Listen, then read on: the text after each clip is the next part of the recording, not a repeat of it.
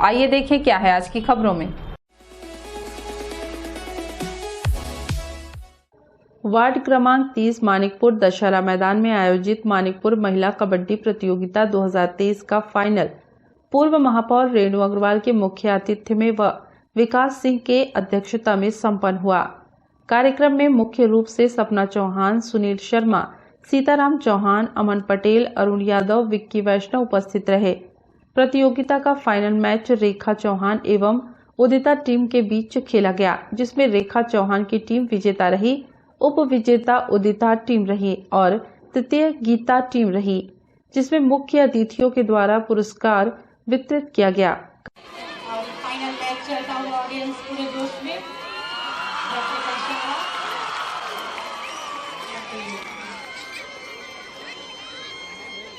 देखो टीम से raider team पर अटैक करने के लिए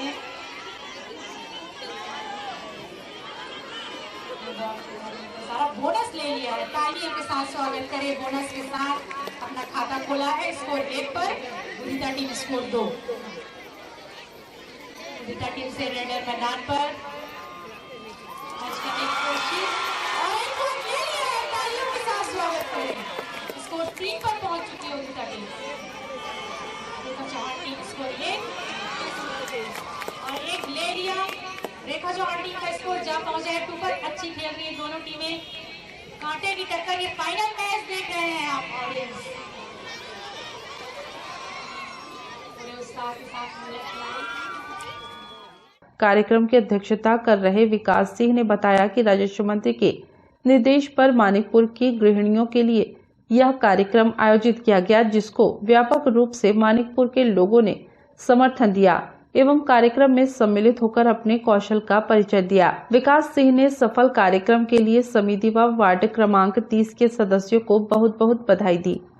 ये कार्यक्रम कबड्डी का, महिलाओं की कबड्डी का है और इस कबड्डी के खेल में विशेष बात यह है कि ये जो गृहिणियां हैं, जो महिलाएं जो घर गृहिणी का काम करती हैं, जो शादीशुदा महिलाएं हैं, वही इसमें सिर्फ भाग ले रही है। और सिर्फ इसी वार्ड का ये वार्ड क्रमांक 30 मानिकपुर वार्ड का ये आयोजन है, जिसमें बढ़ चढ़कर महिलाएं आप देख रहे हैं कैसे भाग ले रही हैं। और ये महिलाओं के प्रोत्साहन के लिए ये खेल का आयोजन किया गया है, जिसमें माननीय श्री मंत्री श्री जय सिंह अग्रवाल जी के द्वारा इस कार्यक्रम में अपनी उपस्थिति देकर कार्यक्रम को आरंभ किया गया था। और आज के इस समापन समारोह में हमारे मुख्य अतिथि पूर्व महापौर श्रीमती रेणु अग्रवाल जी इसमें उपस्थित हैं।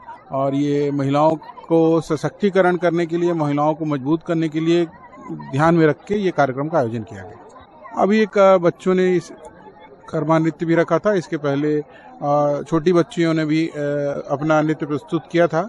और विशेष रूप से देख रहे हैं आप, सभी महिलाओं को विशेष एक आकर्षण का केंद्र यहाँ पर बना हुआ है इस वार्ड में, जो एक श्रमिक बाहुल्य बस्ती है मानिकपुर। और यहाँ पर महिलाओं को विशेष रूप से कुछ ज़्यादा संभावनाएं नहीं होती हैं मनोरंजन के लिए, तो मनोरंजन के साथ साथ ये उनके लिए खेल का भी अवसर और साथ में इनके जीवन में एक अनुशासन भी बने खेल के माध्यम से, इसलिए ये आयोजन महिलाओं के लिए विशेष रूप से किया गया।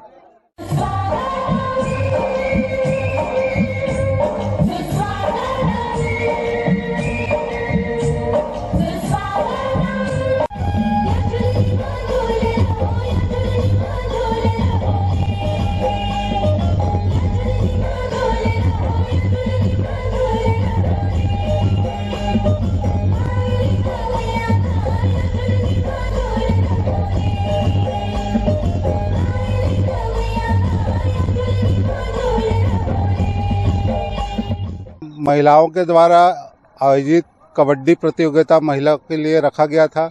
जो हमारे यहाँ के जो घरों में काम करने वाले, लेबर काम करने वाले, उनको मनोबल को बढ़ाने के लिए आज कबड्डी का प्रतियोगिता 3 दिन का रखा गया था।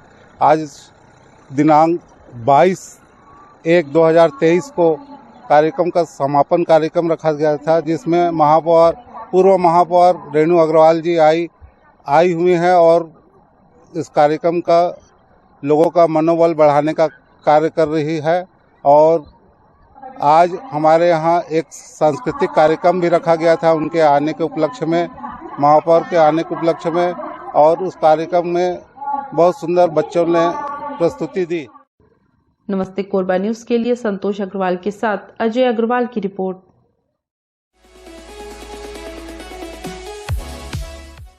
कोरबा के सुभाष चौक में अतिथि शिक्षकों ने अपनी मांगों को लेकर प्रदर्शन किया। अतिथि शिक्षकों का कहना है कि 300 से अधिक अतिथि शिक्षकों को उनके मूल काम से हटा दिया गया है, जिसके विरोध में यह प्रदर्शन किया गया है।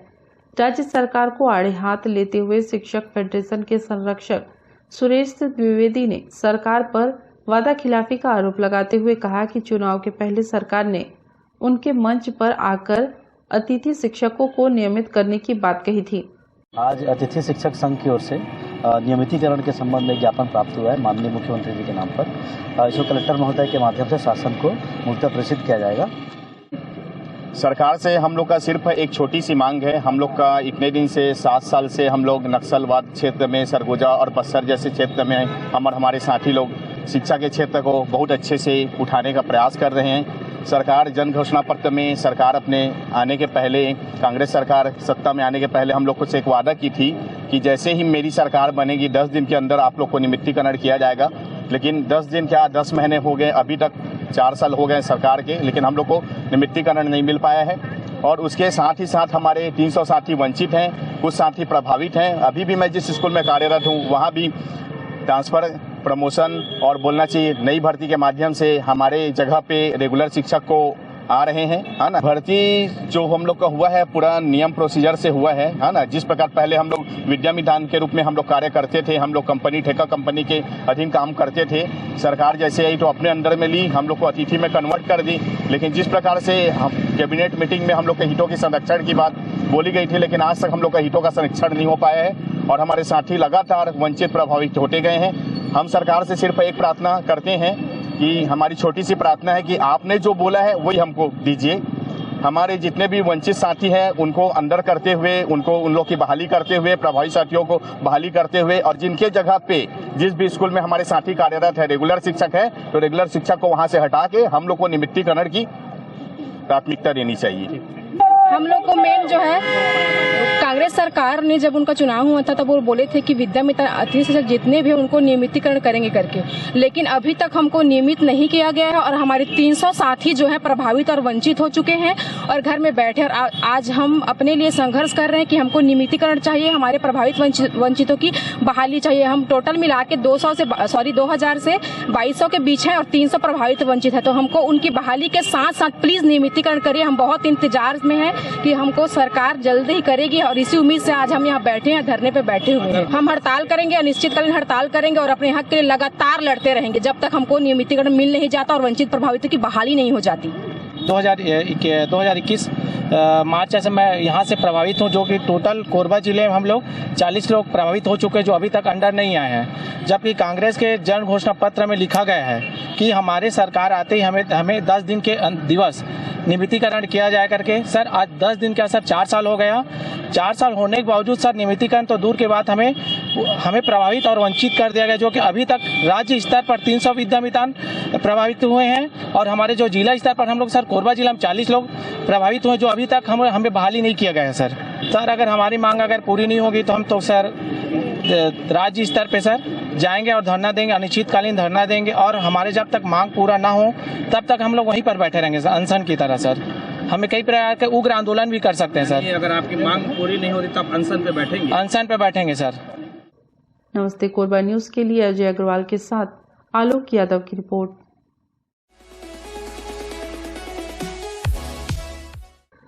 छत्तीसगढ़ शासन की महत्वाकांक्षी गोधन न्याय योजना से महिलाएं गांव में ही गुजर बसर कर लाखों रुपए कमा रही हैं।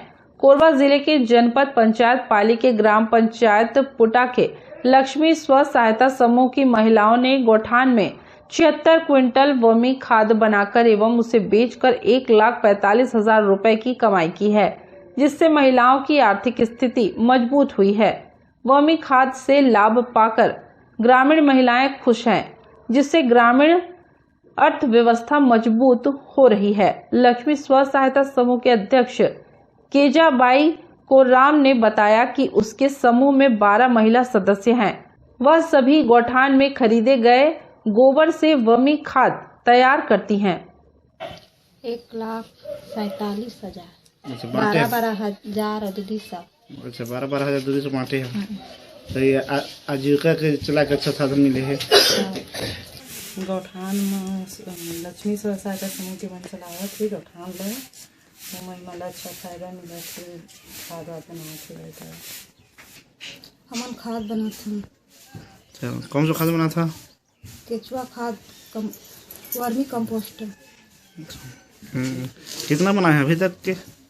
लगभग 376 क्विंटल 82 किलो खाद लगा बेच डाले ना। तो हाँ, अभी गोबर डाले हवन। अच्छा, बनाए 1,47,000 हम लोग मिले हैं। नमस्ते कोरबा न्यूज के लिए संतोष अग्रवाल के साथ रामकुमार यादव की रिपोर्ट। बुलेटिन में अब वक्त है एक छोटे से ब्रेक का। मिलते हैं ब्रेक के बाद। हमें जानकारी मिली है कि कुछ लोग नमस्ते कोरबा समाचार में खबर चलाने के नाम से पैसों की उगाही कर रहे हैं। आप सभी से अनुरोध है कि खबर चलाने के नाम से अगर कोई आपसे पैसों की मांग करता है तो आप अपने संबंधित थाना क्षेत्र में उस व्यक्ति की शिकायत करें। इसके साथ ही आप हमसे नीचे दिए गए नंबरों पर संपर्क करें। हम निष्पक्ष पत्रकारिता करते हैं। हम अपने कार्य को व्यवसाय की श्रेणी में नहीं रखते। संपर्क करें 7000314479 9827107490।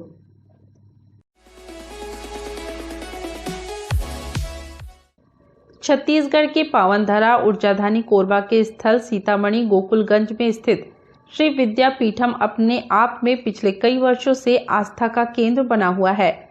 श्री यंत्र के स्वरूप में निर्मित माता रानी का मंदिर समस्त जनमानस के धार्मिक आस्था की पूर्णता लिए एवं मानसिक आध्यात्मिक मनोकामनाओं की पूर्ति हेतु इस मंदिर में 10 महाविद्या जिसमें अष्टलक्ष्मी, शिव परिवार, राम दरबार, कृष्ण दरबार, दक्षिण मुखी हनुमान सहित शनिदेव महाराज विराजित किए जा रहे हैं। ब्रह्म विद्या परिवार के संस्थापक श्री देवी दयाल त्यागी जी के 40 वर्षों की तपस्या के फलस्वरूप इस पवित्र धाम का निर्माण संभव हो पाया है। श्री विद्यापीठम प्राण प्रतिष्ठा समारोह 22 जनवरी 2023 से 30 जनवरी 2023 तक आयोजित है। त्यागी जी द्वारा आयोजित कार्यक्रम में जिले सहित छत्तीसगढ़ के अन्य जिलों के ब्राह्मण एवं भक्त भी उपस्थित हो रहे हैं। श्री विद्यापीठम प्राण प्रतिष्ठा समारोह अंतर्गत कुल 9 मूर्तियों की प्राण प्रतिष्ठा के साथ साथ देवी कलश स्थापना, प्राण प्रतिष्ठा पूजा, हवन, पूर्णाहुति, सहस्त्र धारा, कन्या भोज, ब्राह्मण भोज, गुरु दीक्षा, महाभंडारा, आशीर्वाद समारोह जैसे विभिन्न कार्यक्रम 9 दिनों तक अनवरत चलते रहेंगे, जिसकी जानकारी देते हुए आगे महाराज ने सभी जनमानस को सम्मिलित होने का आग्रह किया है। ये माने ब्रह्मविद्या परिवार नामक एक ये परिवार है और इस परिवार में का ये 5वां-7वां कार्यक्रम है 1987 से और ये चला आ रहा है। भगवती माँ की प्रतिष्ठा और इसमें विभिन्न कार्यक्रम होते चले आ रहे हैं। उसी के तहत इस समय में यहाँ पे वंश का अगला जो पुजारी होगा उनका यज्ञ को संस्कार होना है और माता जी के अवशेष जो मूर्तियाँ आई हैं 10 विद्या महापीठ अब वो विद्यापीठम अब इस समय में संपूर्ण मान्य की जा रही है। इसलिए ये आयोजन विभिन्न ब्राह्मण देवताओं को बाहर से बुला करके काशी इत्यादि इस कार्यक्रम को संपन्न करवाया जा रहा है और ये कार्य कोई चंदा आदि और किसी प्रकार ऐसा करके नहीं, परंतु ये लोकोद्धारी कार्यक्रम है। ये जग जन हिताय जग जन सुखाय, समस्त लोगों के कल्याण के लिए यहाँ अभी तक इस परिवार में ब्राह्मण, क्षत्रिय, वैश्य और शूद्र इस प्रकार की कोई भावना या ऐसे कोई कार्य नहीं देखे और नहीं किए गए। यहाँ समस्त जीवात्माओं को माने आत्मा नाम सर्वभूतेषु, परमात्मा ने जैसे कहा आत्मा नाम सर्वभूतेषु आत्मा नाम मयम जगत। तो इस प्रकार जब वो संपूर्ण जनता उनकी है तो हम कौन होते हैं उनको कि आप ना आएं या आप इसमें भाग ना लें या आपकी ये नहीं है। तो इस प्रकार की भावना से ओतप्रोत यह परिवार है और उनका ये वही कार्यक्रम है। और इसमें कितने वर्षों से स्थापित है मंदिर? और ये 1987 से मंदिर जो है इसकी स्थापना हुई है। इसका महत्व क्या है मंदिर का? इसका महत्व ये, जैसे हमारा जो सनातन धर्म है, सनातन धर्म की मूल देवता परमात्मा श्री निराकार, जिसको अदृश्य कहा गया है, उन भगवान निराकार की वामांग से प्रकट होने वाली, जिनको माँ प्रकृति कहते हैं। क्या कहते हैं? माँ प्रकृति। तो भगवती माँ प्रकृति जो है उनकी ये मूर्ति रूप है, उनका ये स्वरूप है। तो इस प्रकार उस मैंने इसको परमात्मा ब्रह्म विद्या परिवार, तो ब्रह्म और ये विद्या, इनका ये संसार परिवार है, और इसलिए इस परिवार का नाम ही क्या किया गया है? ब्रह्म विद्या परिवार। और यहाँ विभिन्न कार्यक्रम इसी तरह से किए जाते हैं। इसमें हर प्रकार के वैदिक, पौराणिक।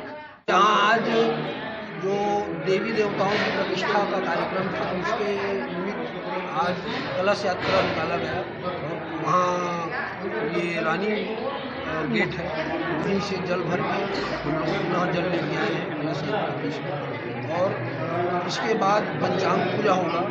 पंचांग पूजा होने के बाद भगवान लोगों को जलाधिवास में प्रवेश किया जाएगा। न्यायवाचन में सब विधियाँ करके फिर जलाधिवास में डाल के आज का आरती पूजन करके विश्राम कर दिया जाएगा। कार्यक्रम कितने दिनों की कार्यक्रम होगी? 9 दिनों की। 22 तारीख से 30 तारीख तक का कार्यक्रम होगा। 10 महाविद्या, अष्ट महालक्ष्मी और राम दरबार, शिव परिवार, हनुमान जी, चतुर्मुख गणेश, सिद्ध बाबा, भैरव बाबा, कृष्ण दरबार इत्यादि बहुत सारी मूर्तियों की प्रतिष्ठा होगी, जो क्रमशः 3-3 दिन के समय में होगी। 3-3 दिन के समय में, क्योंकि सभी मूर्तियों की प्रतिष्ठा एक साथ नहीं कर सकते, इसलिए सबके लिए तिथि के अनुसार नियुक्त किया गया है 3-3 दिन के समय। और उस हिसाब से 9 दिन में यह प्रतिष्ठा होगी। 30 तारीख को भंडारा, भोज, कन्या भोज इत्यादि करके यह कार्यक्रम संपूर्ण हो जाएगा। नमस्ते कोरबा न्यूज के लिए अजय अग्रवाल के साथ ममता साहू की रिपोर्ट।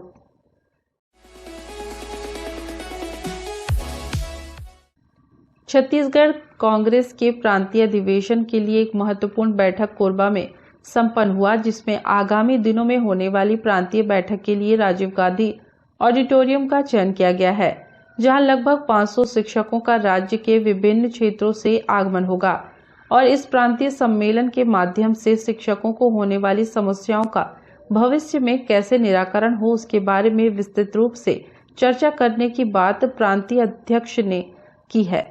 आज यह बैठक हमारी छत्तीसगढ़ शिक्षक कांग्रेस जिला इकाई कोरबा द्वारा आयोजित की गई है। 15 जनवरी को हमारी प्रांतीय बैठक रायपुर में आयोजित हुई थी, जिसमें हमारा प्रांतीय अधिवेशन जो हमारा ड्यू है उसके कराने के संबंध में निर्णय हुआ। तो 4-5 जिलों से प्रस्ताव आए। प्रांतीय कार्यकारिणी ने सर्वसम्मत से ऊर्जा नगरी कोरबा में प्रांतीय सम्मेलन आगामी 19 फरवरी को कराने का एक निर्णय लिया। हमारे साथियों में यहाँ पे बहुत अति उत्साह है। हम प्रांतीय सम्मेलन का जायजा लेने के लिए कि हमारे यहाँ पे क्या स्थिति हो सकती है, कैसे कार्यक्रम सफल होगा, आज विशुद्ध रूप से मैं सम्मेलन की तैयारी के सिलसिले में आया हूँ। तो ये कोरबा जिले के जो हमारे पदाधिकारी हैं यहाँ पे उपस्थित हैं, साथ ही साथ ये शक्ति और जांजगीर जिले के हमारे जिलाध्यक्ष लोग भी आए हुए हैं।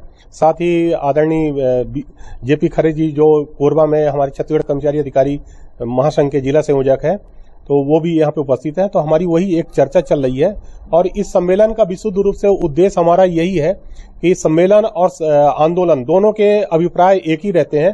दोनों का उद्देश्य रहता है कि अपनी मांगों को मनमाना। हम लोगों ने देखा कि छत्तीसगढ़ राज्य एक जो शांतिप्रिय राज्य है और यहाँ पे बहुत बड़े बड़े आंदोलन हुए, लेकिन सारे आंदोलन असफल हुए हैं। तो हम लोग ने एक दूसरा रुख अख्तियार किया कि क्या सम्मेलन के माध्यम से विशेष रूप से शिक्षकों की जो ज्वलंत समस्याएं हैं, एलबी वर्ग की जो समस्या है, तो उस समस्याओं के लिए चाहे उनकी पेंशन की समस्या हो, चाहे उनके समयमान वेतनमान क्रमोन्नति की समस्या हो, हमारे विभाग में उच्च स्तर पे राज्य स्तर पे पदोन्नतियों की बहुत बड़ी दिक्कतें हैं, उन सभी मुद्दों को शामिल करते हुए हम लोग यहाँ पे एक 19 फरवरी की डेट तय है और उसके तैयारी के सिलसिले में आए हैं और जैसा भी और आगे अपडेट होगा उसको हम अवगत कराएंगे। आप सभी मीडिया साथियों का भी सहयोग चाहूंगा कि यदि यहाँ पे प्रांत स्तर का सम्मेलन होता है तो आप सब लोगों का भरपूर सहयोग मिले। आज प्रांतीय बैठक के संबंध में आज यहाँ पर जिला स्तरीय बैठक हो रही है, जिसमें माननीय प्रांतीय अध्यक्ष का आगमन, कार्यक्रम के सफलता के लिए स्थल निरीक्षण का जायज और कार्यकर्ताओं से मिलकर के जवाबदारी सौंपने के लिए आए हुए हैं। माननीय अनिल शुक्ला जी ने रायपुर के अधिवेशन प्रांतीय बैठक में अधिवेशन हेतु कितने शिक्षक आ सकते हैं पूरे प्रदेश से? पूरा प्रदेश से हमारा अनुमान है लगभग 500 का अनुमान है, कोरबा जिला और सभी 30 जिलों को मिला करके। जी डिसाइड हम लोगों ने अभी तय किया है, इंदिरा स्टेडियम के बगल में जो राजीव गांधी ऑडिटोरियम है वहाँ पर पार्किंग की भी व्यवस्था है और एक टाइम का भोजन भी रहेगा दोपहर का। 2 सत्र में कार्यक्रम होना है, तो प्रथम सत्र में हमारा पूरे प्रांतीय कार्यकारिणी का होगा और सेकंड सत्र में माननीय अतिथियों के साथ आगमन और समय चर्चा होगी। नमस्ते कोरबा न्यूज के लिए अजय अग्रवाल के साथ रामकुमार यादव की रिपोर्ट।